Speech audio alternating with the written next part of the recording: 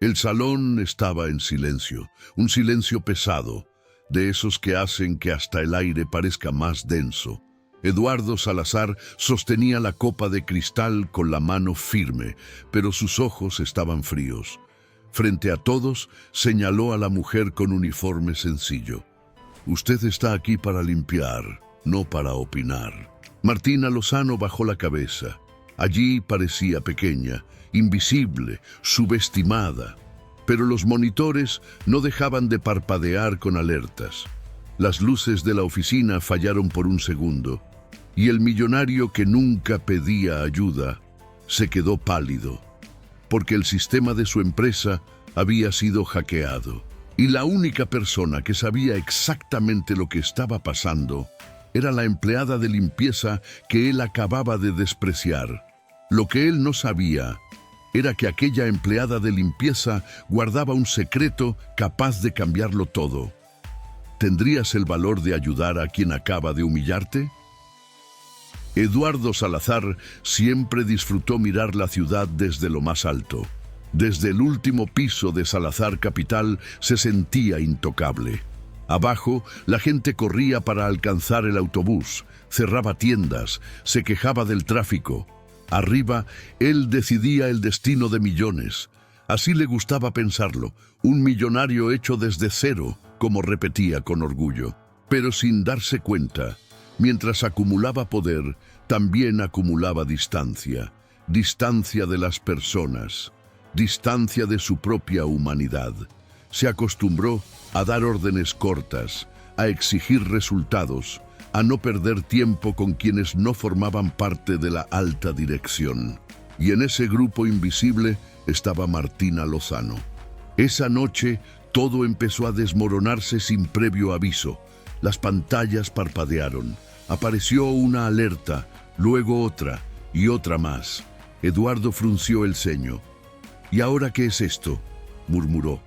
En segundos, Luis Andrade entró en la sala con el rostro pálido. Eduardo, tenemos un problema serio. Mariana Castillo entró detrás de él, sosteniendo un informe. Se hicieron transferencias no autorizadas. ¿Cuánto?, preguntó Eduardo, intentando mantener la calma. Mariana tragó saliva. 187 millones. El silencio que siguió no fue común, fue pesado, fue el tipo de silencio que anuncia una caída. Eduardo se levantó despacio, como si su cuerpo se resistiera a obedecer. Eso es imposible, nuestro sistema es blindado. Luis se pasó la mano por el rostro. Alguien entró con acceso interno, no fue un ataque externo. ¿Interno? La voz de Eduardo bajó. ¿Estás diciendo que fue alguien de aquí? Nadie respondió, pero la respuesta flotaba en el aire. La auditoría llegaría por la mañana. Los clientes exigirían explicaciones.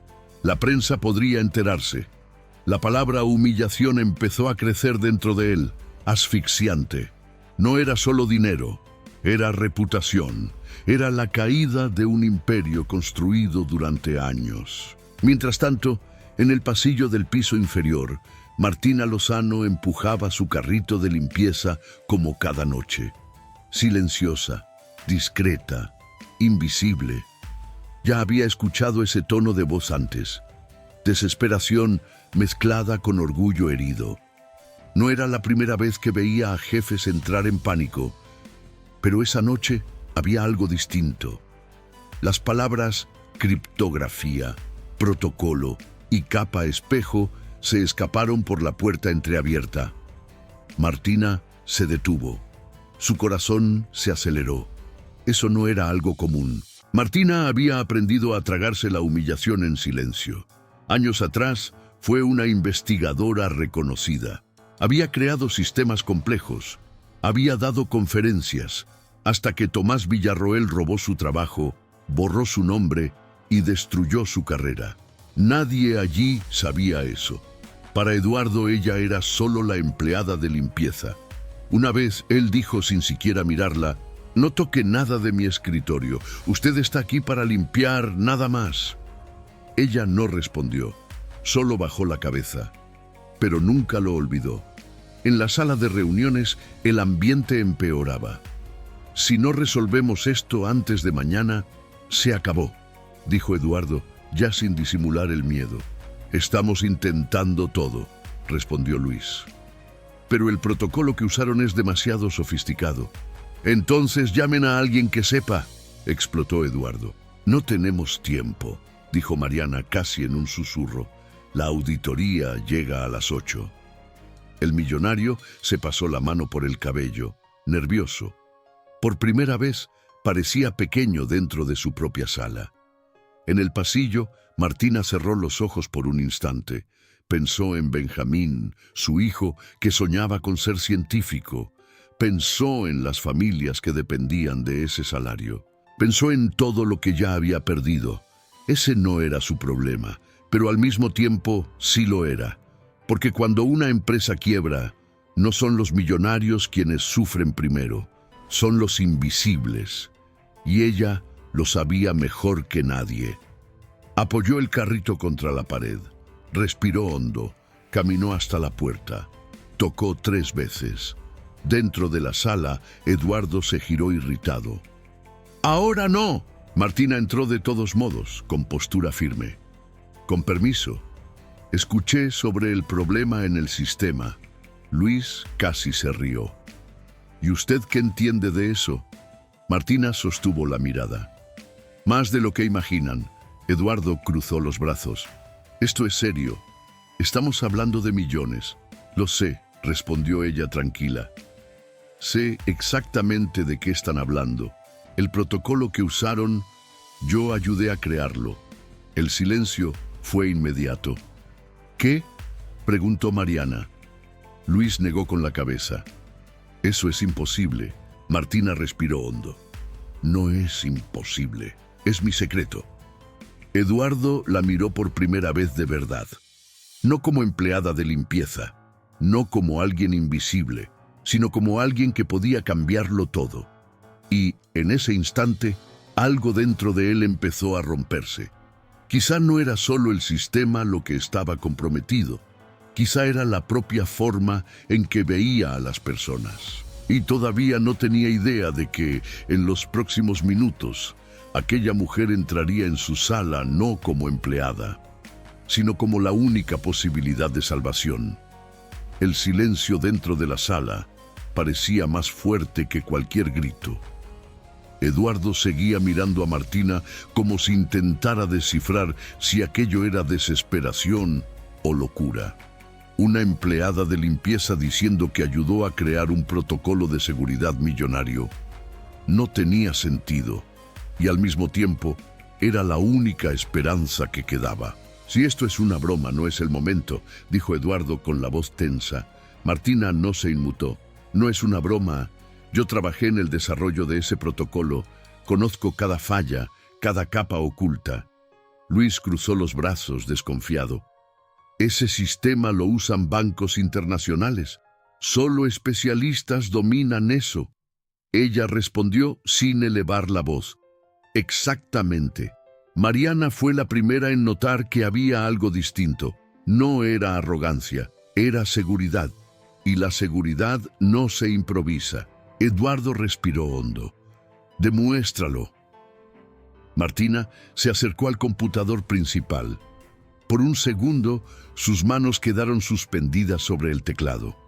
Era como reencontrarse con una parte de su identidad que había sido obligada a abandonar. Años de silencio. Años cargando humillación, años fingiendo que ese talento ya no existía. Empezó a teclear. Sus dedos se movían con rapidez y precisión. Luis se acercó, atento. «¿Cómo accediste a esa capa?», preguntó sorprendido. «Porque ustedes están buscando en la superficie», respondió ella. «El dinero no fue borrado, fue ocultado». Eduardo sintió un escalofrío. Allí había algo real. Mientras escribía, Martina volvió al pasado. Recordó a Tomás Villarroel sonriendo en conferencias, usando diapositivas que ella misma había preparado. Recordó el día en que su nombre desapareció de los registros oficiales. Recordó la sala del consejo donde la llamaron inestable. Recordó el divorcio. Recordó tomar la mano de Benjamín y prometerle que todo estaría bien, aún sin saber cómo. «Lo encontré», dijo de pronto. Todos se acercaron a la pantalla. Allí estaban los registros, movimientos ocultos en una capa paralela del sistema. Luis palideció. Esto no aparece en una auditoría común. «Porque no fue hecho para aparecer», respondió Martina. Eduardo miraba fijamente los números. «¿Estás diciendo que puedes recuperarlo todo?» Ella dudó medio segundo. «Puedo rastrearlo. Recuperarlo dependerá de actuar rápido». «Entonces hazlo», dijo él casi suplicando. «Haz lo que sea necesario». Era la primera vez que Eduardo Salazar le pedía algo a ella. Martina siguió tecleando. Líneas de código aparecían como un mapa dibujándose frente a ellos. Cada transferencia tenía un patrón. Cada salto dejaba una huella. Era sofisticado, pero no perfecto. «Quien hizo esto conoce el protocolo», dijo, con la voz más baja. «No es cualquier hacker». Luis tragó saliva. «¿Crees que es alguien de dentro?» Martina no respondió de inmediato. Sus ojos estaban fijos en una secuencia específica. Entonces murmuró: «Reconozco esta firma». Eduardo frunció el ceño. «¿Firma?» Ella giró ligeramente la pantalla para que vieran un pequeño código repetido en las transferencias. Los programadores dejan marcas, pequeñas repeticiones, patrones involuntarios. «Esto ya lo he visto antes». Su corazón empezó a latir más rápido. No podía ser coincidencia. Mariana notó el cambio en el rostro de Martina. «¿Sabes quién es?» Martina guardó silencio durante unos segundos que parecieron eternos. Cuando por fin habló, su voz no temblaba. «Sí».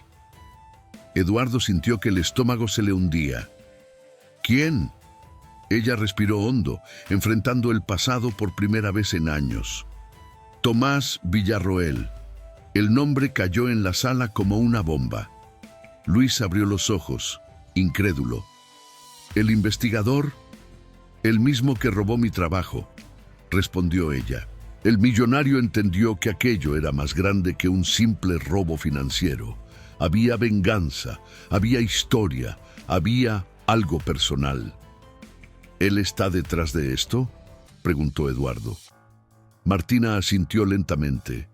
«Y si él está involucrado, significa que ni siquiera estamos cerca del final».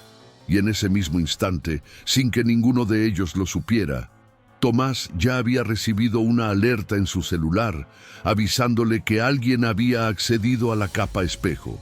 Y sabía exactamente quién era. No era solo un ataque financiero, era personal, era estratégico, era calculado. Eduardo sintió algo que no sentía desde hacía mucho tiempo: vulnerabilidad. Si ese hombre estaba involucrado, no era coincidencia, era un mensaje. «¿Estás segura?», preguntó Eduardo.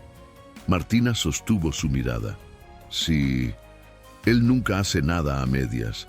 Si atacó, es porque estudió todo antes». Luis empezó a caminar de un lado a otro. «¿Pero cómo tendría acceso a nuestro sistema?». «Eso requiere credenciales internas». La frase quedó suspendida en el aire. «Credenciales internas». Mariana fue la primera en decir lo que todos estaban pensando. «Entonces alguien de aquí lo ayudó». El silencio que siguió fue distinto a los anteriores. No era sorpresa, era sospecha. Martina volvió al teclado.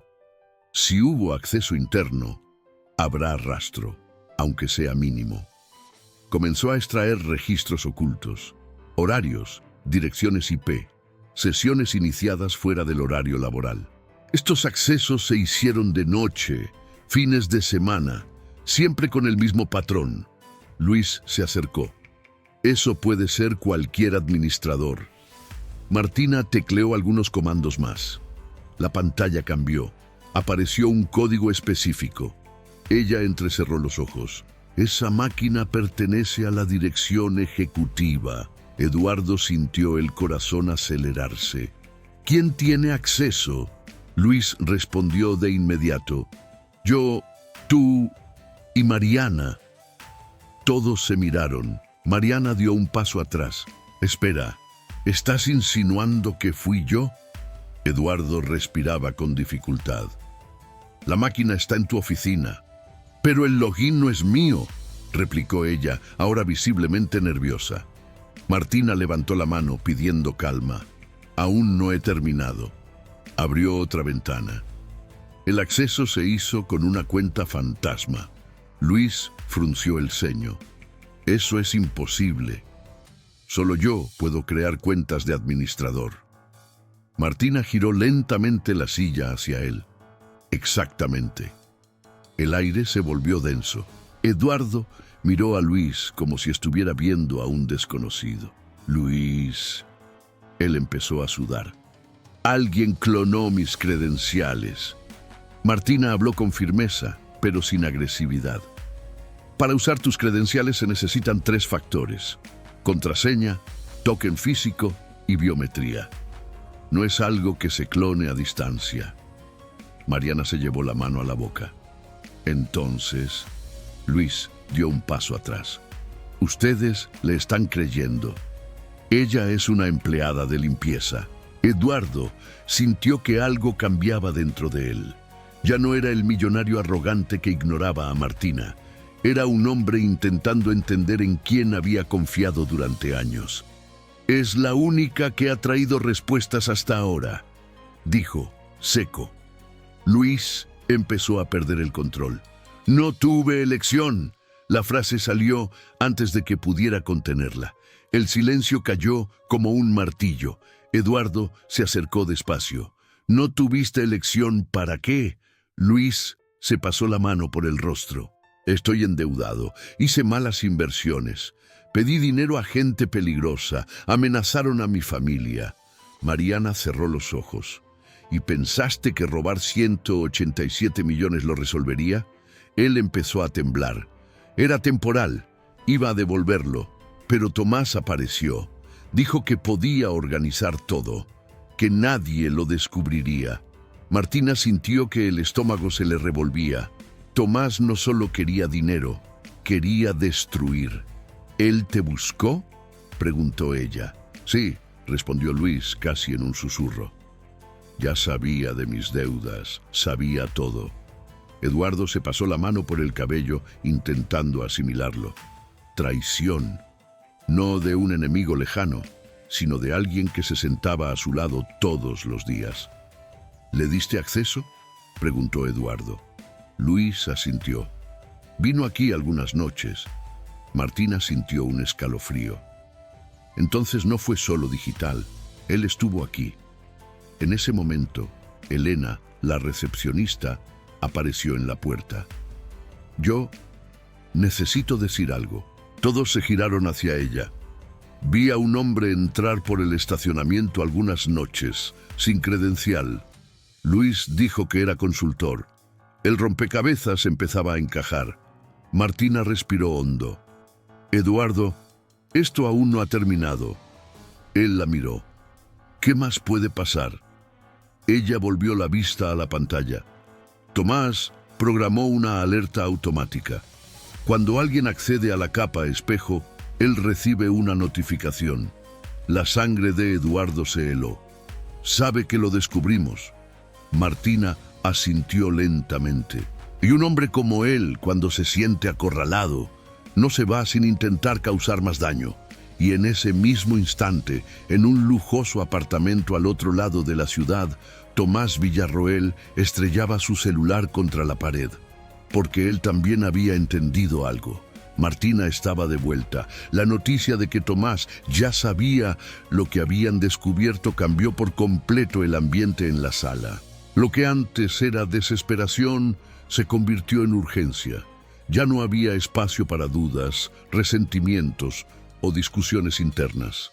El enemigo estaba en movimiento, y cuando un hombre como Tomás se sentía acorralado, no dudaba en incendiar todo a su alrededor. ¿Cuánto tiempo tenemos?, preguntó Eduardo. Martina miró el reloj en la esquina de la pantalla. Pocas horas. Hay un periodo antes de que el dinero se disperse por completo. Después de eso, prácticamente desaparece. Mariana respiró hondo. ¿De cuánto tiempo estamos hablando? Hasta las 6 de la mañana. Luis bajó la cabeza. Faltaban menos de 3 horas. Eduardo volvió a sentir el peso de la responsabilidad sobre los hombros. No era solo salvar su reputación, era impedir que 120 familias pagaran por un error que no cometieron. Por primera vez, no pensó en titulares ni en inversionistas. Pensó en los rostros que veía todos los días y nunca saludaba. Martina ya estaba tecleando otra vez. Sus dedos se movían con una urgencia controlada. Estaba concentrada, pero dentro de ella había algo distinto. No era venganza, no era rabia, era determinación. Esa era la oportunidad de transformar la humillación en lección. No solo para Tomás, para todos allí. Usó una técnica llamada cascada, explicó. El dinero pasó por varios países antes de llegar a la empresa fachada. ¿Empresa fachada?, preguntó Eduardo. Nexus Consulting. Giró la pantalla. Y el socio mayoritario es Tomás Villarroel. Ver su nombre allí en documentos oficiales provocó una extraña sensación de cierre y comienzo al mismo tiempo. Eduardo tomó el teléfono. Voy a llamar a las autoridades. Dudó un segundo. Esa llamada significaba exponer a su propia empresa, admitir una falla, admitir que había sido engañado.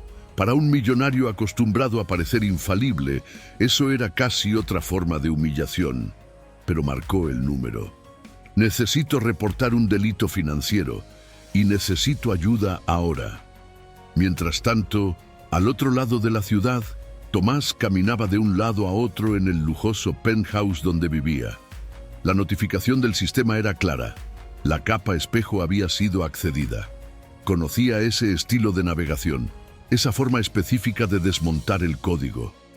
«Martina», murmuró él. No estaba asustado. Todavía no. Estaba irritado. Para él, ella debía haber desaparecido del mapa hacía años. Estaba convencido de que la había aplastado por completo. Y ahora estaba allí, bloqueando su plan. Tomó un celular desechable. «Acelera la liquidación. Todo ahora». Del otro lado de la línea, alguien respondió algo que le hizo apretar los dientes.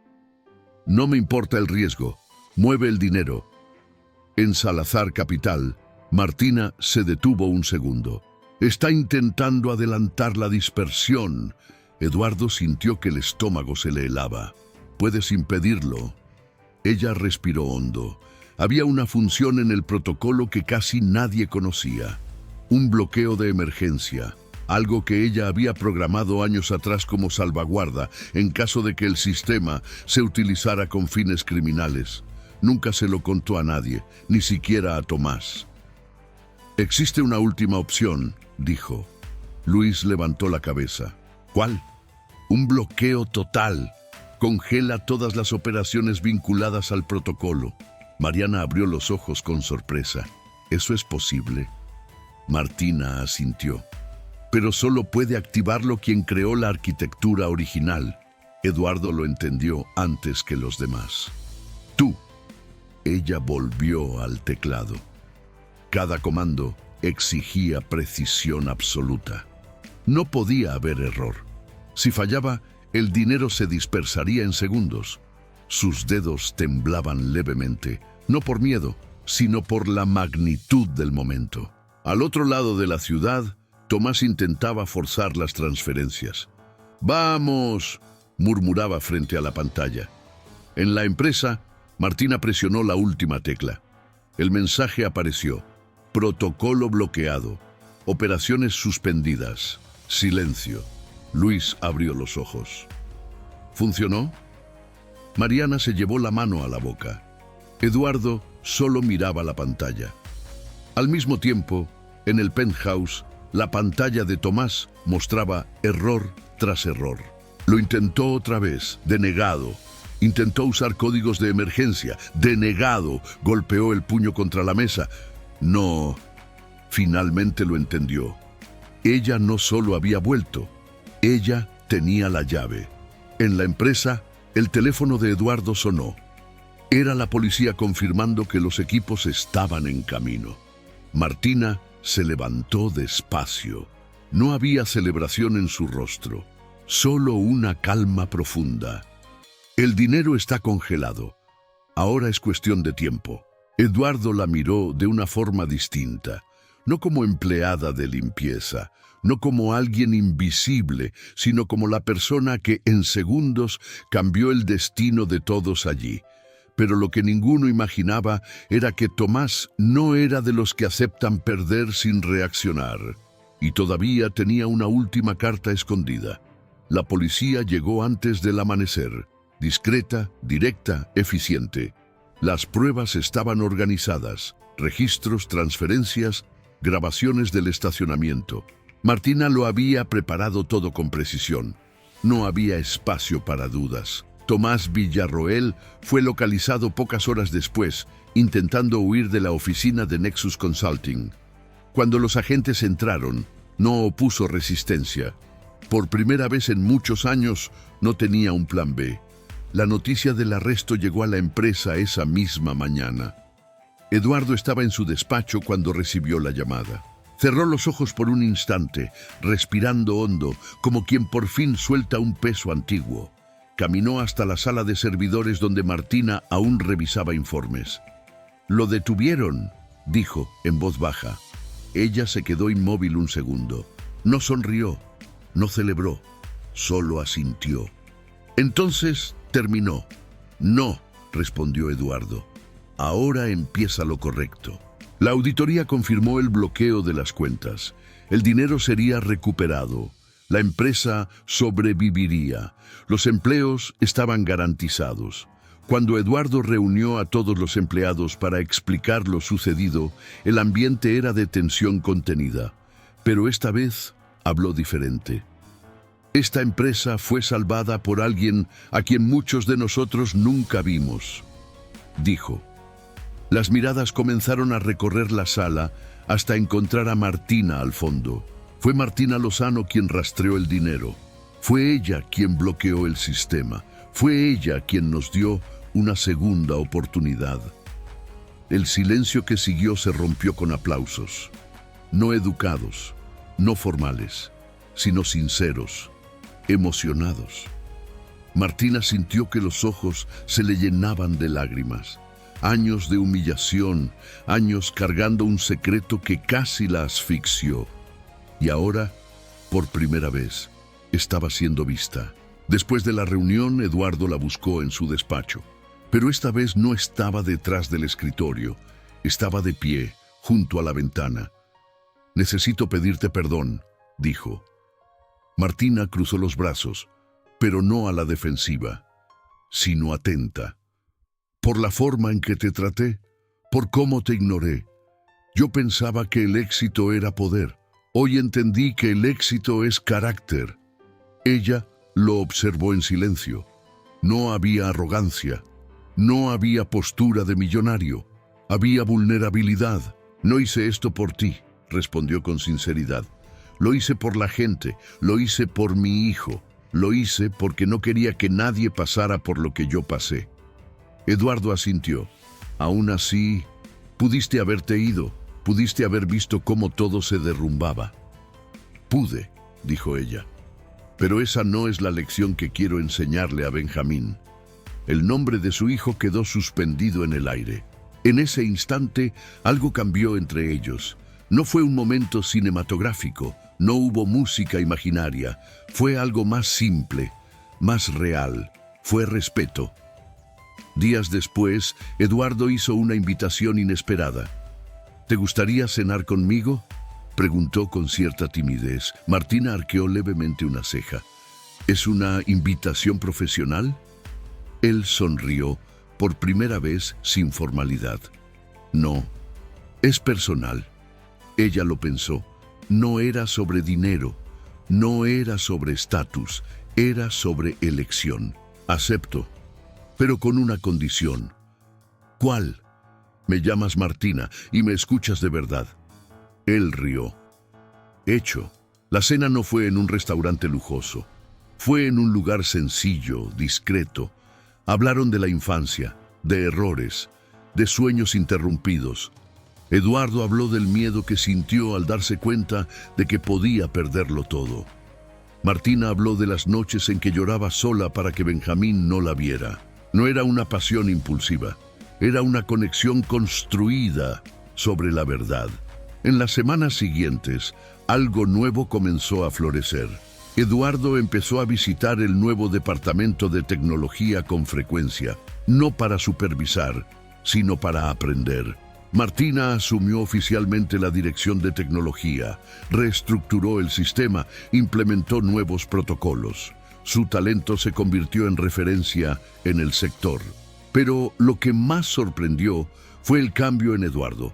Empezó a saludar a cada empleado por su nombre. Creó programas de crecimiento para trabajadores tercerizados. Revisó políticas salariales. Cuando le preguntaban el motivo del cambio, respondía: porque aprendí una lección importante. El valor de una persona nunca está en el cargo que ocupa.